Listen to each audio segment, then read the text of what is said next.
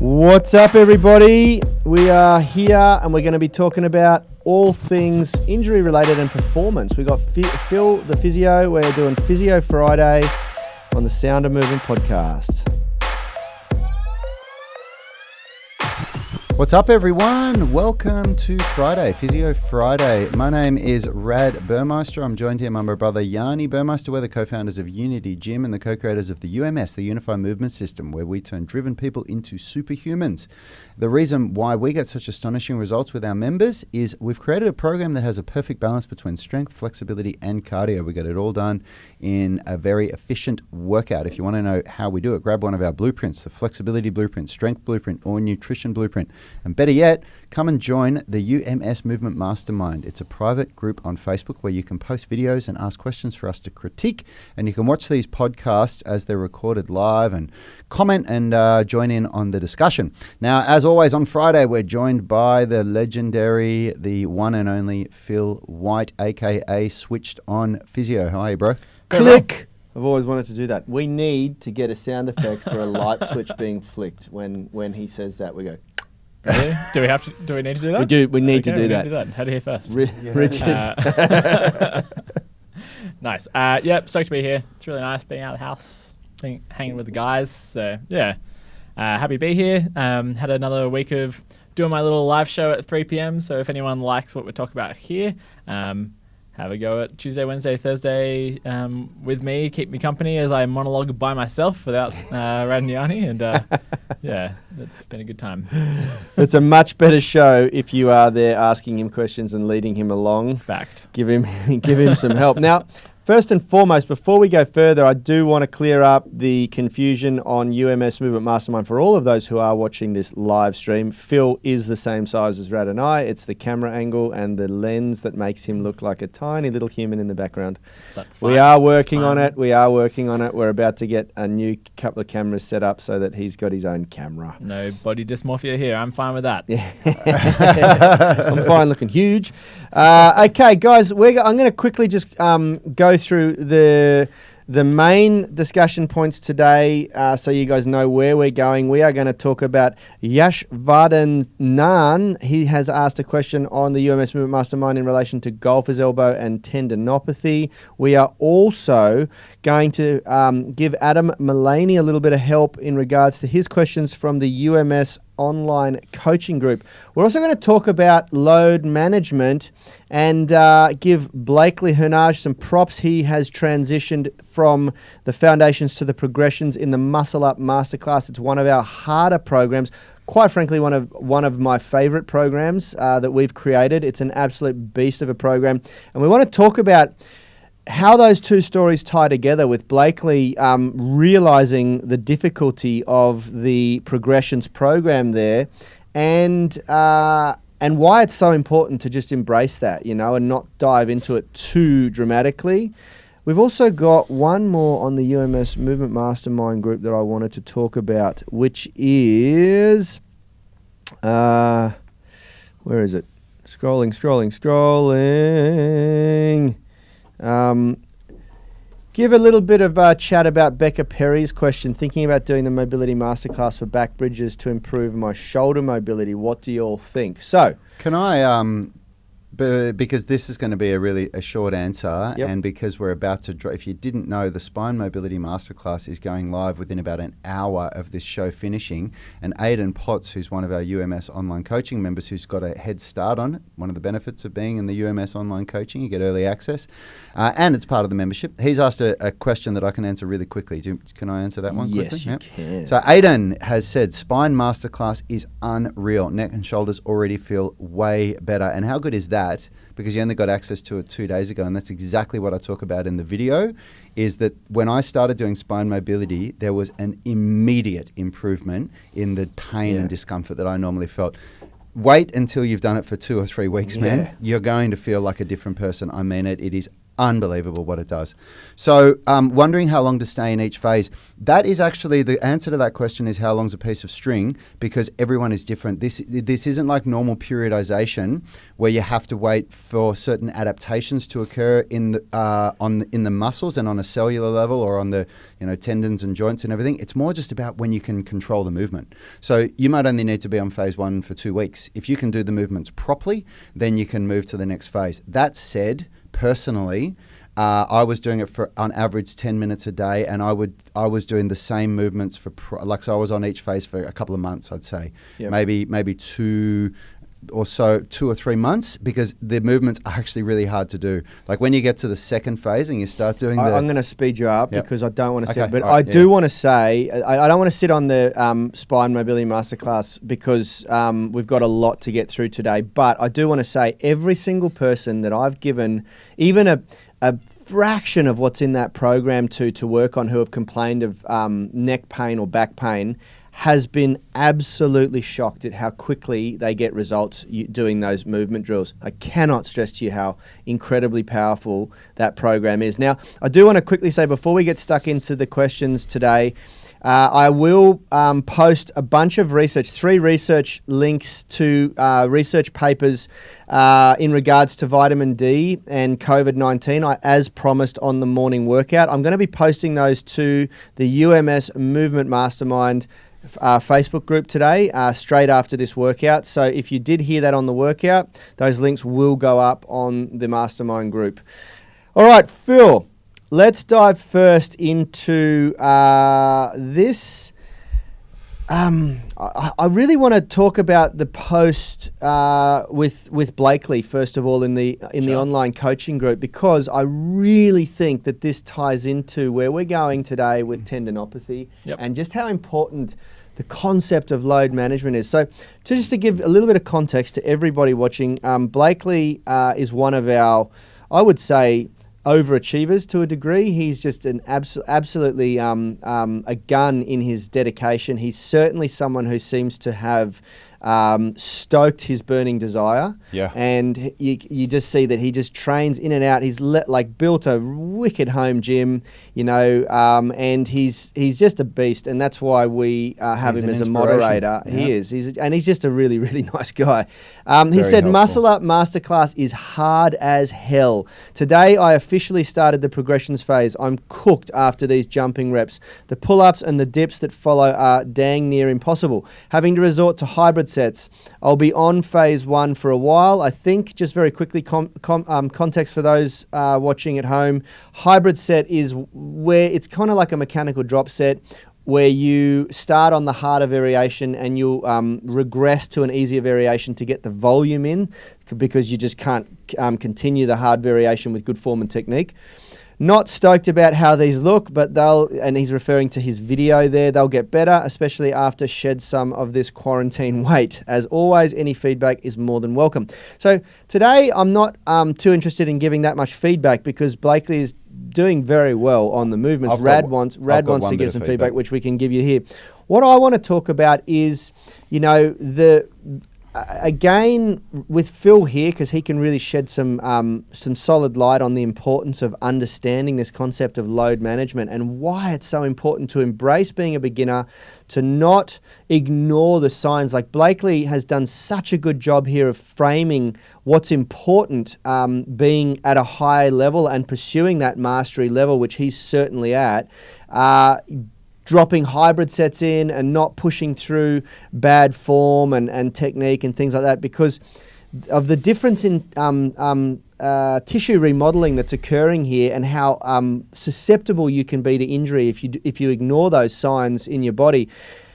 When you go from a foundation phase like this in a program where you're doing isolated movements in the elbows, elbow extension and flexion movements, and then some dips and pull-ups, to having to do transitions in the muscle up and things like that, there is a huge adaptation that needs to occur. Phil, why don't you talk a little bit about what that means for the tissues in the body?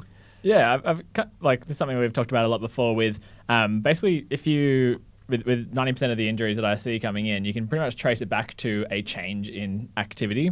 I kind of encourage people to really keep exercise diaries so they can see and point back to like a time when it's like, oh yeah, that's when, a big shift happened, change of program, maybe quarantine started, picked up running. Oh, that's a knowledge bomb right there, Tribe, what he's just said there, tracking your progress in an exercise diary or program card. Yeah, it's just such a useful tool because it's often not like at the time with these sort of tendinopathy injuries that you really notice it. It might be like a little sort of, niggle here and there, but it's after a couple of months when something starts to build and you can that's when you really see the value of it and you can look back and say, okay, that's what changed.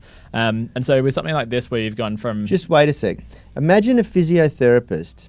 For all of you out there who train real hard and have seen physios in the past, imagine a physiotherapist who actually said to you, can I see your program card so we can trace back through and see what could have been the real catalyst to what you're experiencing right now? Just want to give Phil some props for being so freaking awesome.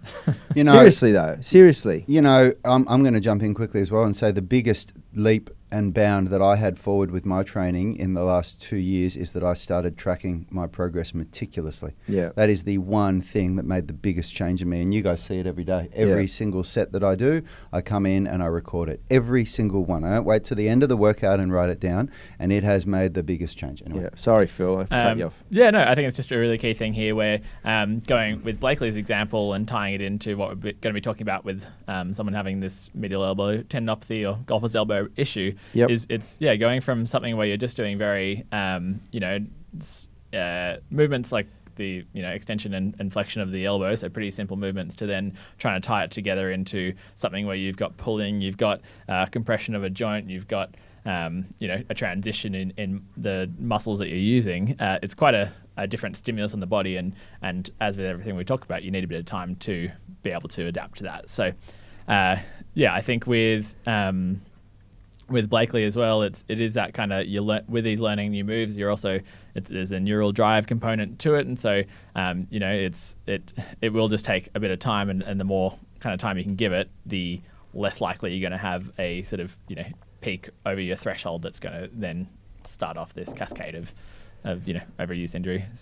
So the big take-home message, other than what Phil said about tracking your progress being super important, and for those of you who are at that mastery level where you're adding skills like the Muscle Up Masterclass, it is absolutely critical. That's why we put effort into giving you these program cards.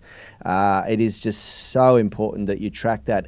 Not just for your own progress, not just for what Rad's talking about, where it really is key to leveling up, but in the event that you do get a setback, you hit a roadblock, and you need to go and have a consultation with someone like Phil, you can just share on Google Drive or send him a copy of your program card to help pre-frame your consultation, and he can have a look at that and see. There's all sorts of different variables going on there that he can look at, and so much data he can get from a good program card. The longer you've tracked your progress for, obviously, the better, But often it's, it's so useful to have that as the kind of foundation, but then, it's often sort of things on top of your training, like, maybe mowing the lawn for, a massive lawn that you've left for a long time, or you're helping out your grandma sort of once off. And it's these kind of once-off things that if you understand that kind of basics of training, so you've got maybe peak week coincided with you decide to go rock climbing with mates. It's those kind of bits moving of information. House. Yeah, it's a exactly. cracker. Yeah, for me, I always seem to. I now know that before I do a house move or something like that, I have a deload period of a couple of days even. And what I love is with the exercise prescription software that I use, which has videos and explanations about all the exercises that I get my patients doing. It also comes with a tracker where they can put in comments and can put in pain scores on any exercises, and if it goes above a certain threshold that I set, then I get notified about that, and that's a good way of being able to sort of check in and make sure everything's going well. But that's just that kind of next level of tracking where you can even put in sort of sensation, pain sensations or that sort of stuff as well. That's gives good information. All right, now before we move into what can go wrong with load management, let's Rad give your feedback for Blakely. Oh, look, all I was going to say is Blakely, you can in the jumping muscle ups, you still want to be focusing on trying to get a good eccentric transition. So what Alex and Lockie have said is really, really true. But if I get a little bit closer on that, like they're both talking about, really try and focus on the technique and everything, which is really, really hard. Like what you're talking about is so true. When you go to this progressions phase, it's like, oh my God, the volume, of intensity is just so hard. But when you're going down, you've got a really good eccentric dip, but then as soon as you start to transition, you just drop. And what you want to try and do is at least just get from here to here under a bit of control, and then as slow as you can. And a good way to do that is just to lower the rings. Lower the rings so that at the point when you're at the bottom of that dip, your feet can just be on the ground so that you can get a little bit of a transition. That's all I'd say, because you really want to, that's the bit that you want to be working on the best. And that's what I always tell people in the gym. If the rings are too high, they get the jump muscle up, but then on the way down, it just goes to crap. What? Everyone's distracted by your keyboard again. Steve Cavanna, he's trying to break the matrix. Look, guys, there's a lot of great interaction going on in the comments here on the UMS Movement Mastermind private Facebook group. We will get to you guys in just a sec. And for the guys listening on the podcast or watching on the replay, you got to get over to the UMS Movement Mastermind and join that group so you can interact here and ask questions. Okay, so now moving on. Yash Varden, I hope I'm pronouncing your name right. Welcome, first of all, to the UMS Movement Mastermind. He's a new member. Love seeing new members post. Yeah, that's absolutely right. Because a lot of people join this group and then for 6 months they don't do much and then realize, oh my God, I've got this great resource of industry-leading physios and just amazingly good-looking people like myself, and then Rad to help. Okay, so just to frame some context here. Hey guys, I'm dealing with a golfer's elbow. It happened 2 to 3 months ago while throwing a ball.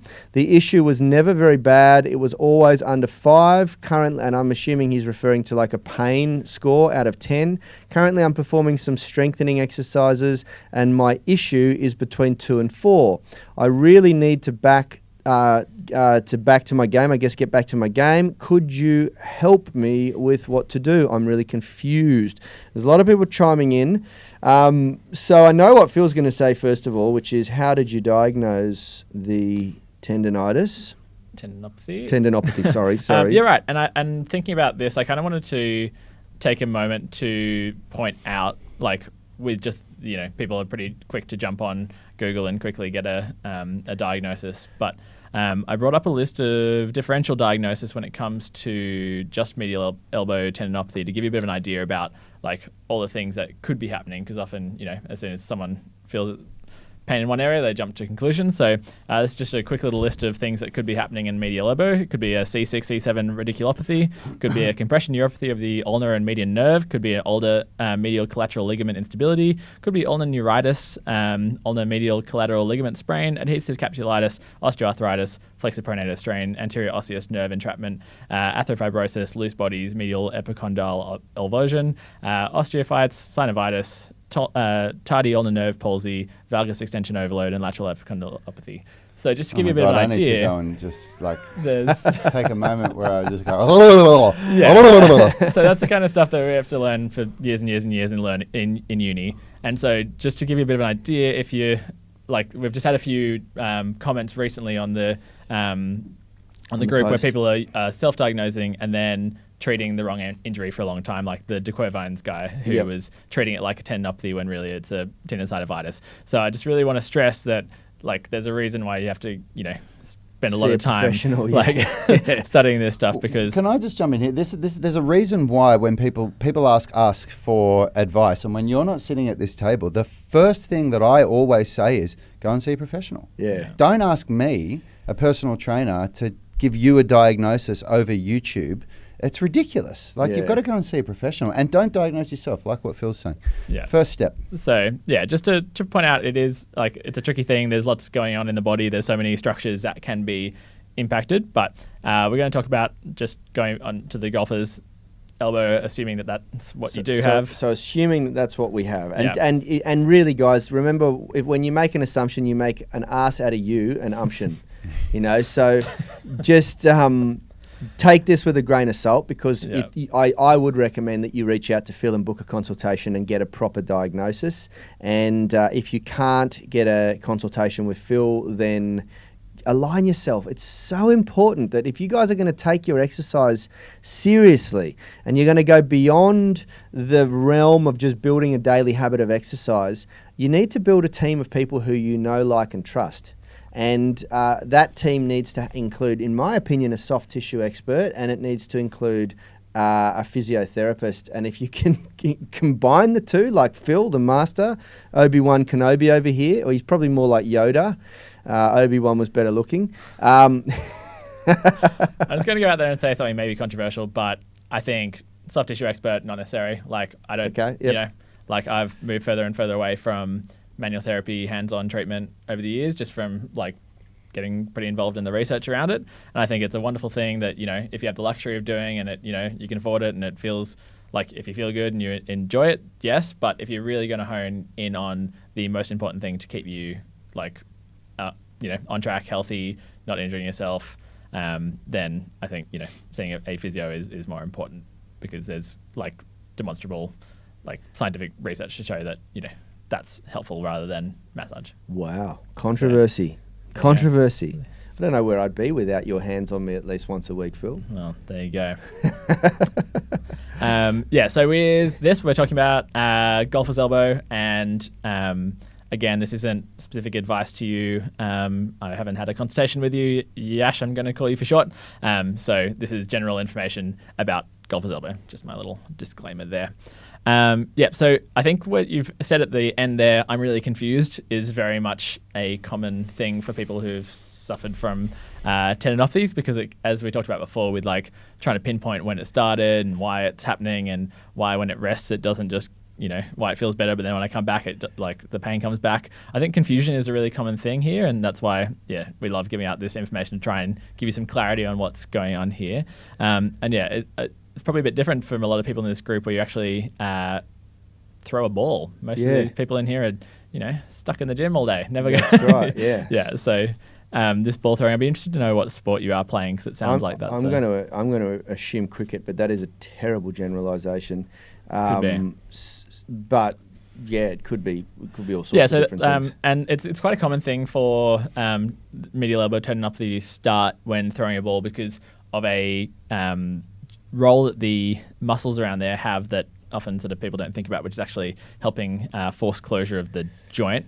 And so that's just kind of to show that if you are only ever doing very controlled weight-bearing kind of calisthenics-like movement, and then you go out and you do a totally different style of contraction for the muscle, which would be like a eccentric kind of control as you're going into this valgus position with your elbow. So that means like your elbow is kind of going off center. Yep. And then an explosive sort of throwing action where you're getting your, you know, wrist flick, like all of these things that using the muscles in a very different way than maybe someone who's just used to doing calisthenics would have used them. And that's what we're talking about here with like this change in activity that, you know, you can be really strong in one way, like someone like a Ronnie Coleman who's got the biggest calves you've ever seen in your life. If like he went for a run, he's going to have sore calves from going for a run because it's this different type of loading, different contraction style, and he's going to have bloody sore DOMs even though he's got these massive strong calves. So I think it's just really important to see there that like just because you train in one way doesn't mean that you'll be ready for every type of movement. Yep. So now when it comes to there's an area here, sorry to cut you off, there's an area in this conversation thread of Yashvardhan's question that I think we can give some real context and some real value. And that is when, if you scroll down to where Kim Engler has commented and said, I've had this for 8 years now, had cortisone, autologous blood injections, lots and lots of physio, comes good for a while and then flares up again. I think that there's a real... I think that this is one of the areas that I've had a real breakthrough with tendinopathy since having you hang around, which is to build context around the absolute necessity for the right training, the right exercise, because it seems like everything that Kim has listed there is about treating the symptom of it and probably potentially helping to manage the discomfort of it and to help stimulate the repair mechanism, or minimize inflammation. But there's nothing there that he's listed about how he's reintroduced exercise or continued to exercise. I think Kim's a girl, but Yep. If it's a girl, I'm very sorry, Kim. if they have or how they've handled exercise. There's no mention there of that at all. Yeah, and that's one of the things where so, like lots and lots of physio, which it's kind of one of these funny things where I've talked a bit before with like physio being a profession versus physio being a treatment, where people say like, oh, I've had physio on that, like, you know, it's like saying I've had lots of mechanic. Yes, exactly. Like you've got a car problem and there's good mechanics and bad mechanics and mechanics who are great at diagnosis and mechanics who are great at changing clutches. Yeah. You know, but you wouldn't say I've had a great mechanic. I've been going to mechanic. Yes. You know, like exactly. So when you say you've had lots and lots of physio, it's unfortunate. I wish there was some big sort of standardized way in which we could all do the right thing all the time. But as I've talked a lot about my show this last couple of weeks about how physio's changed and the sort of like the way in which I think that physios should be treating, there's a really interesting sort of like, I guess, change in the science over time, which has really impacted how we've gone from being very much like a passive, like hands-on massage, maybe electrical shock therapy and that kind of stuff, to being a bit more exercise prescription, education, advice, the biopsychosocial model, which I explained in yesterday's show. And there's also these, like, especially in private health sort of situations, like in Australia, there's, you know, these ethical sort of monetary dilemmas that I have where, you know, it's when physio is a business where you have to get someone coming back in over and over again, it makes business sense to do something where you know, like you're doing something to them rather than giving a exercise program that they have to do for then, you know, a year unsupervised. So that's just my physio rant, which I've been kind of ranting about the last couple of weeks by myself, screaming to the void.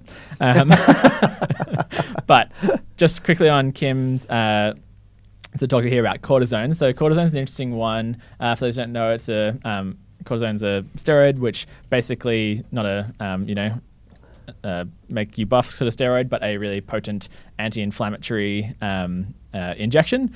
And with cortisone injections, they can be useful for, I guess, settling things down like really quickly. It gets rid of the inflammatory response pretty much. But the issue with that is unless you use that time to do some serious strengthening and really get some load through that structure, then the cortisone is pretty much useless. And not only useless, but long term weakens the tendon. Yeah. So the only time that I'd ever like think that maybe it would be appropriate to get cortisone is basically for an elite athlete who has played professional sport, like not even like you're a you know, in the local footy league and you're doing really well and like like only if you're a professional athlete who has to like maybe play their last season ever. Finals. So I think cortisone, I think it's terrible that people give cortisone to regular people who don't have that, because it just totally sets them up for long-term failure unless they've really hit the message hard about like, this is the time that you start loading the hell out of this tendon. And autologous blood injections, just to give a bit of information on that, it's basically using your own blood and often PRP, which is platelet-rich plasma. So blood. Very expensive process. Yes, very expensive. Very expensive. This doctor is, you know, making some out of Kim. Money out of Kim, And basically it's like not proven to actually do anything for tendinopathies. There's some conflicting evidence, but may or may not be helpful. But the one thing we know about tendinopathies is load. We have to load the thing. And that's where I want to go with this conversation, because I think we can give some value here. Now, because even down here we see Randall Starr saying, mine sounds like Kim's, very painful and for many years currently unable to do any pull type work. So there's a misunderstanding here of the processes involved in working through regressing to the right point and then progressing forward with tendinopathy. Yeah, and then Yash has said, can we perform push work, bench press and stuff? And then Randall's come back and said, push all day but no towel work. You know, and kind of saying like they've totally taken away any pulling from the thing, which is only going to underload this tendon and basically make it worse. Prolong the issue. So let's give these guys some context into what is the recommended course of action, assuming that the diagnosis is correct and we do have a tendinopathy in any muscle. It doesn't matter whether it's the elbow, the forearm, the shoulder, because load management here is like critical, you know. The way that we load it, the type of contraction comes into play. You know, the amount or frequency of that contraction comes into play. It's you got to go beyond. Okay, I got to stop pulling, so therefore I'm not going to do anything where I'm gripping and using my bicep tendons or those muscles. You know. Yep, it's basically like manage pain, then load is the sort of short and sweet answer of how you do this, how you get on top of a tendinopathy, because basically what we've got to do is give it adequate stimulus to remodel its collagen in a way that is going to be basically support the structure of the joint. Also, sorry, not the joint, the tendon. But at the same time, if you look at imaging, and that's one thing where people get really sort of go in the wrong path with tendinopathy, is they use imaging as the guideline of whether or not it's got better. So it's a classic one with often in Achilles, where you kind of get you see this like big fat Achilles on one side from a tendinopathy, and then you get imaging and it looks like there's kind of holes in it. But the thing is that that's not at all related to pain and function. So the like when it gets big and fat, it's actually because it's laying down more and more fibers in there. And if you like once you go through your rehab process and you come out the other end, you're not going to have a pristine looking tendon. It's not going to be perfectly, looking like a, young teenager's sort of healthy, clean tendon. Basically, it's always going to look like that, but that doesn't at all mean that it's not going to be pain-free and functioning really well. Yeah. So the thing is, we've got to try and start loading it, get it stronger, deal with all the other psychosocial in the biopsychosocial model that I talked about yesterday on my show. We've got to get all those things right about getting back into healthy behaviors and mindset and nutrition, diet, stress, all those other things. So I think what's important for people to understand is that there are many different ways to load a tendon, and what you know to be the best way might be doing like pull-ups or bent over row or something like that, may be way too complex as a starting point. Yeah. And that's where people go wrong, rather than going back to maybe if it's bad enough, starting with an isometric or an eccentric or a concentric only contraction. Yeah, there used to be a lot of debate for those people who are probably followed a bit of tendinopathy stuff. It used to be like, isometrics are the way, or eccentrics, but now it's kind of, that's sort of basically come down to like it doesn't really matter as long as you're getting like the total load intensity sort of right. Yep. And that comes down to sort of having an idea about where your threshold is. So basically we use 24-hour pain as the way to get on top of it. So if you do something one day and then the next day it really hurts and it goes above your sort of baseline pain, then you've done something that is too much. And so that's where this exercise diary really comes into So just stop for a second. I want everyone to pay attention, because this is the aha moment for tendinopathy treatment. Mm-hmm. What Phil just said is very, very important. Just repeat that again. Yep. So we have... First, you get a baseline of pain. So basically, like, most mornings people with tendinopathy will wake up with like a certain amount of pain if they've just had like a regular sort of day. Say that's 2 out of 10 in the morning, gets better once you start doing things. And so what we're going to use as our feedback for whether or not the structured tendinopathy rehab that we're doing is too much is if we do that exercise and then the next day it jumps up to a 5 or it jumps up to an 8. Like what we want to do is try and stick around, do enough exercise that we're training it. We're probably getting even some tolerable pain during the training itself. And then the next day, we want it to stick around that sort of 2 or 3 out of 10 baseline, or even 0 is fine too. And so there's no way around the fact that this is going to take a little bit of exploration. You've had tendinopathy many times before. It takes a little bit of... I had it twice, and I got medial epicondylitis and then lateral. And the hardest thing for me to understand, like I think everything that you guys have just said is the way to explain it. But even for somebody like me, what made the most sense... and what I mean by somebody like me, I mean somebody that is a personal trainer and that gets this stuff. What made the most sense was understanding that when you do a movement, you, like for example, the pulling movement, where someone was saying here before that you should avoid, rowing, which is not the case.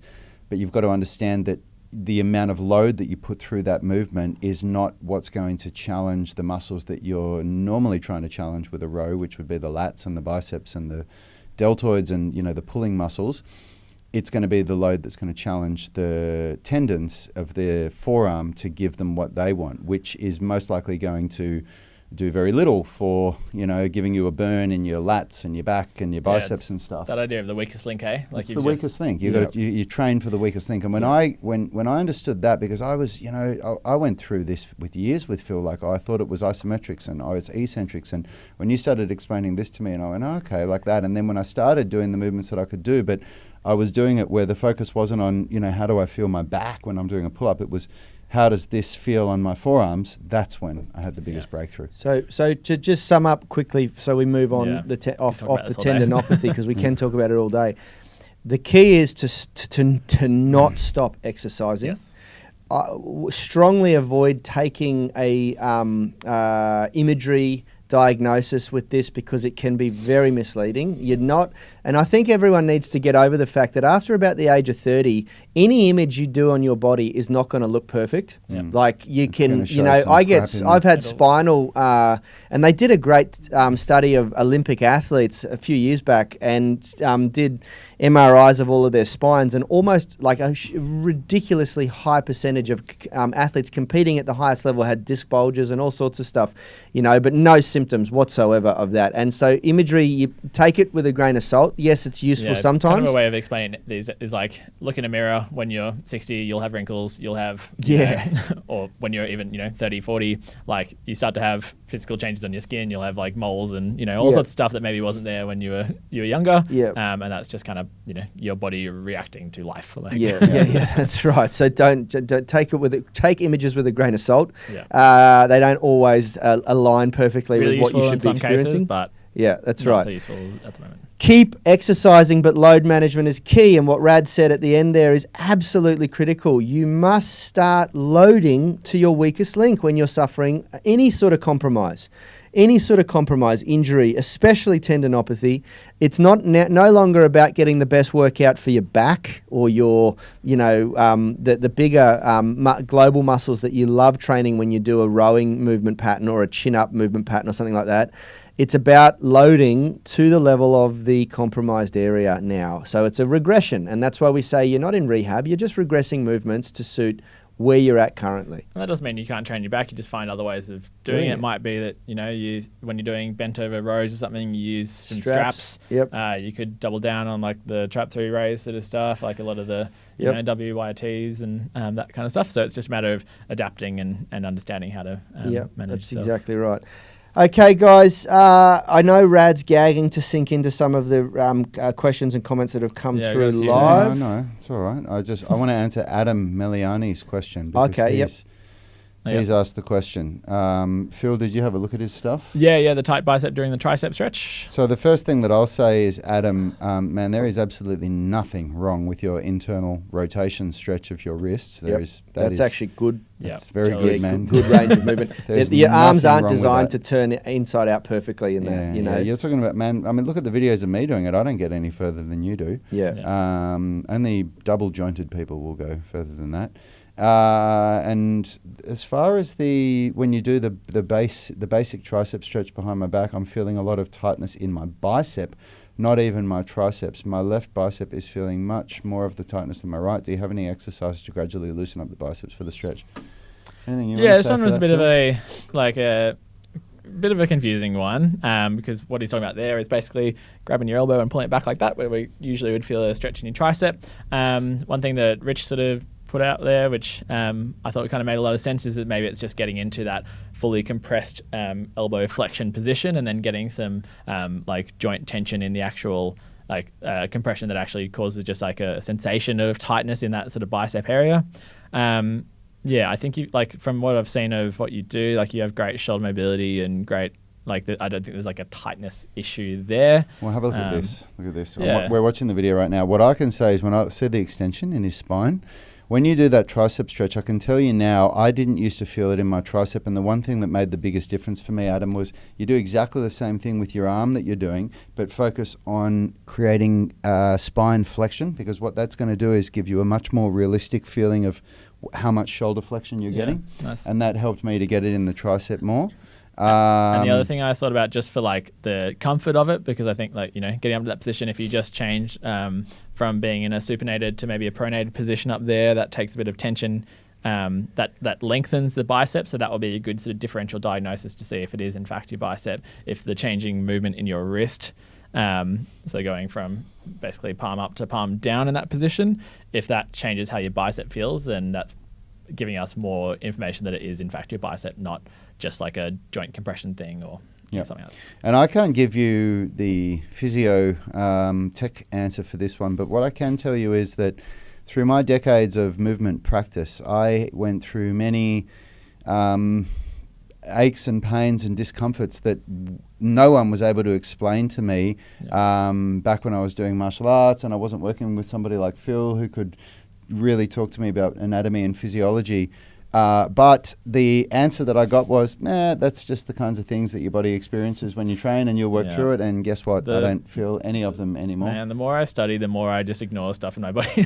There's just so much weird signal and weird, one-off stuff that it's just not worth. And this about. ties into, can you bring Steve Cavanagh's comment up? It says here, supporting Phil. It's a bigger comment, about 4 or 5 up. Richard. Yeah. I'm going to read this to build some context because this is really, really important, guys. Steve Cavanaugh says, supporting Phil, I had hands-on therapy and electrical therapy, and my issue got worse.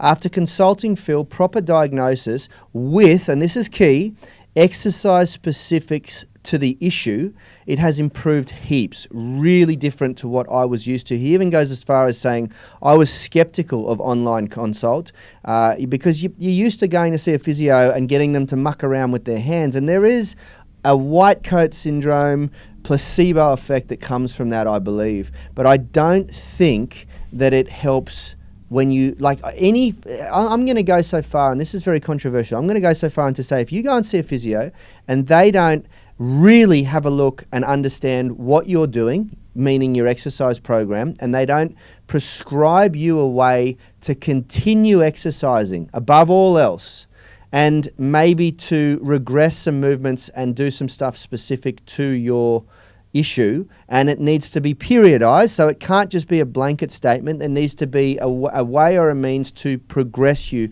from that baseline forward. Then I think your physio sucks. Honestly. Yep. I really believe that. Obviously there are certain cases with acute injuries and whatever that you just gotta, stop for a little while. But you can, I still think that the physio should be encouraging working on, if it's a hamstring injury, keeping your upper body strong. I think that really as a physio, you're a health consultant and you should be looking at more than just that sort of little picture stuff. 100%. And this is really framing up the conversation here. It is so important to get a proper diagnosis. It is so important to understand that there are a lot of things that can be going on in your body, and Dr. Google is not always the best way to determine what it is, because you can waste, we spoke about this earlier in the week about efficiency in life in general. You can waste a lot of time treating the wrong issue with the wrong treatment or having the wrong approach to something, and then get very frustrated and almost play the blame game as to why you've gone down that rabbit hole. Oh, well, I tried this and tried that, and it might have been a blog post by some great physio around the world who suggested to do this, and then you blame them because their treatment didn't work or whatever else, I can't stress enough how important it is to go and get a proper diagnosis and proper prescription, and that might mean that you need to go and see more than one person. Look, example, my son's sick at the moment. We went and saw a doctor. The doctor said there's nothing wrong with him. 2 days later, he's rushed into emergency because I said, no, I want a second opinion. And we took him to hospital, and they looked at him and said, my God, he needs to be admitted to hospital. If we had have ignored and taken the first doctor's opinion, he would have got really, really sick. It's up to you guys to make, to take, I guess, some sort of ownership and responsibility. If you're not happy with the first diagnosis, go and see someone else. It is just such a tough one, and it's what I've been talking about sort of this week on my show is that you wish it simple. It would be so nice if the human body was just it was easy to diagnose, easy to treat, but really there's so much going on, and that psychosocial side of things as well has a huge impact on pain experience and blah. So yes, it's there's a lot of variety in people you see, and that's the reason for it, is because humans are bloody complex. So yeah, that's right. That's exactly right. So try and get to a few of these questions in the live stream. Yeah, absolutely. Adam's saying thank you. Roger Talevsky, thanks for joining us, brother. He's saying I love the countdown timer. Clay Brenda Conway, yeah, especially in the US, there is such a broad range of quality in physio. It's in any profession, Clay, any profession. I was a mechanical engineer, and there was a very broad spectrum of skill in engineering, in personal training, or anything. It's up to you to find the right people to align yourself with.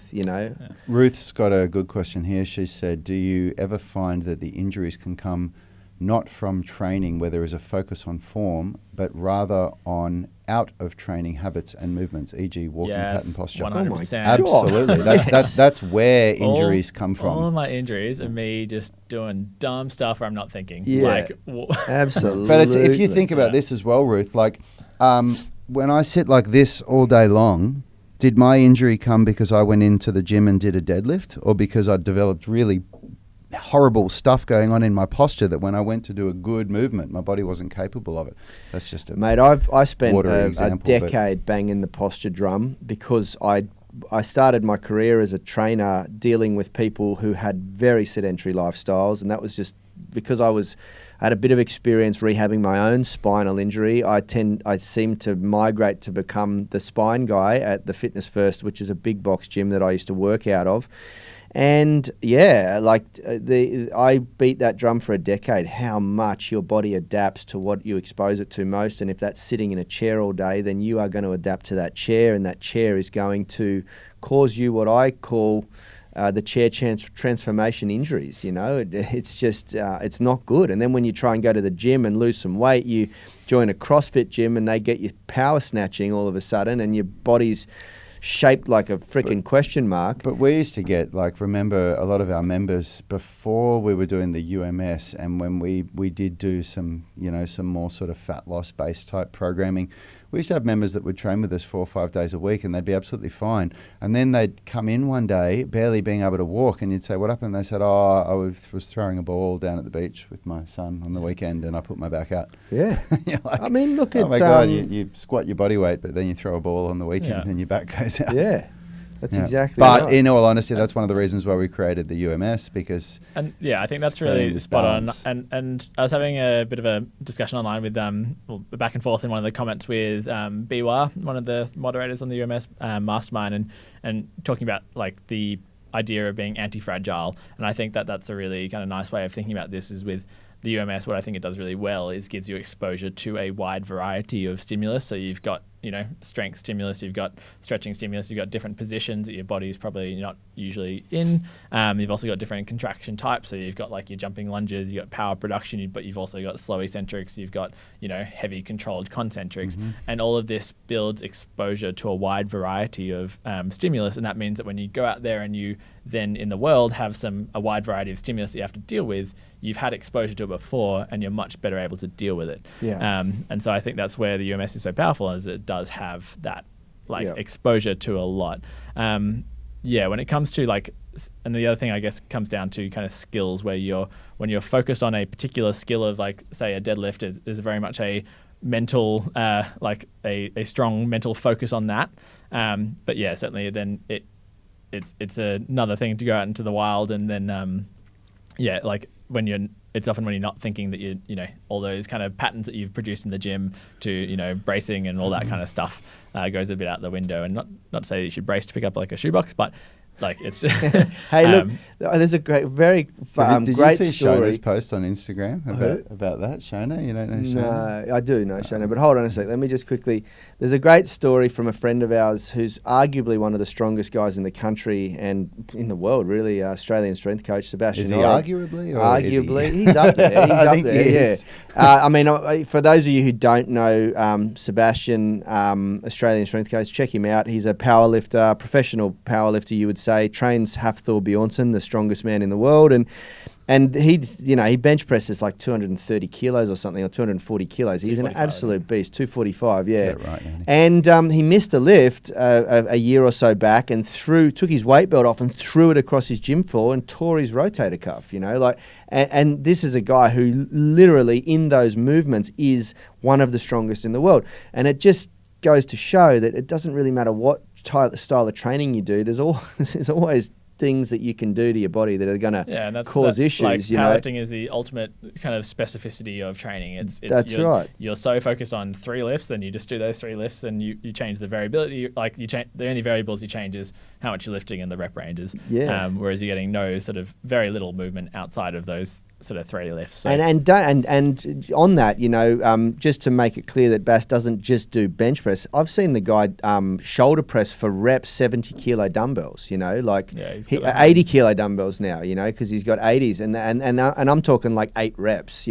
So he's got strong shoulders. But what I'm trying to prove here is that his shoulders aren't conditioned to throw something, and that's one of the reasons why we train. Like I said in a blog post a while ago, we're blessed as humans who aren't professional athletes to not have to train like a professional athlete. And we have this this notion that professional athletes are the best in the world and the strongest in the world and the most fit in the world, but in many cases they're not, because they're very limited to how they have to train, because they have to become a master at their specific sport and sometimes a specific role in their sport or their team. So they do that thing over and over and over again. But if you take them outside of that niche, they're often very vulnerable. And in some cases, some of the professional athletes that I've rehabbed or trained in the gym have been the most compromised people I've worked with because of their specificity. Now,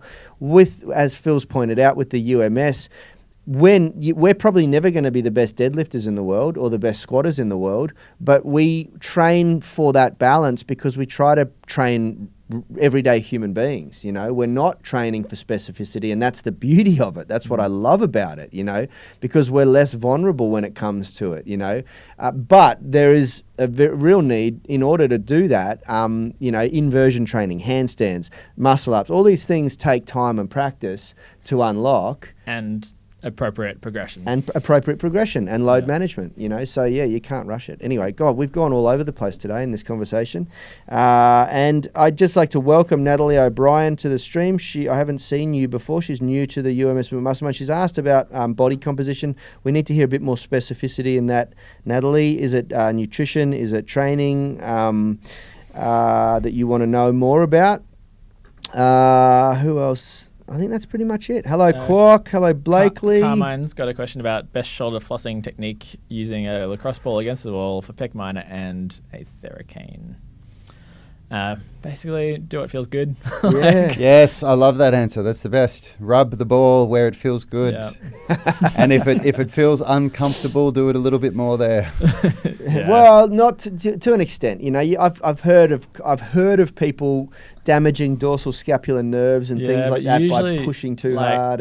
Don't always go for the thing that hurts more. Because the nerves usually feel really good when you get into them. Shooting fire down your arms and numbness in your fingers, and definitely stop. But just on like manual therapy stuff and hands-on, self-release, basically do what feels good. The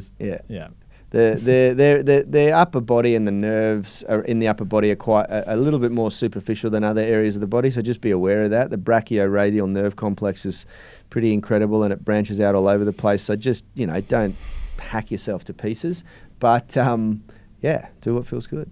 Nice. All right, guys, that is we're way over time. Let's leave the show and do what feels good. Yep. See you later, everyone. Have a great weekend. The Spine Mobility Masterclass. You're going to be able to get it in 1 hour. As soon as I get off this show, I'm going to finish the last finishing touches to launch it. And as always, you're going to have 72 hours to get it at a very discounted rate before it goes to the normal price. And every so often in life, you get an opportunity that is unlike a game changer. Any other opportunity. This is a game changer. I guarantee it. It doesn't matter what you want to do in life, it's going to be enhanced by a healthy spine. Yep. So get amongst it. If you don't like it, tell me. We'll give you your money back within the first 30 days. Simple as that. No problems. Yeah. Cool. Level up, tribe. Have a great weekend. This is us signing off here in Sydney, Australia. It's Friday, and we'll see you all back Monday here on the UMS Movement Mastermind. Hopefully sooner or later we'll have Phil here every day again. Soon. Yeah, we'll get him here. We're going to chain him to the table. We won't let him go. I know a lot of you have loved seeing Phil back around the table. And Good to be back. yeah, let's go. Let's go. Get at it, tribe. Health is about performance, not just body image. You better be willing to accept what you're going to have to do to get there. We'll start focusing on movement goals, strength goals, flexibility goals. When you nail that skill, it's there forever. The body image goal doesn't get you that It's the far. consistency and frequency that's going to get you there. It's not the intensity.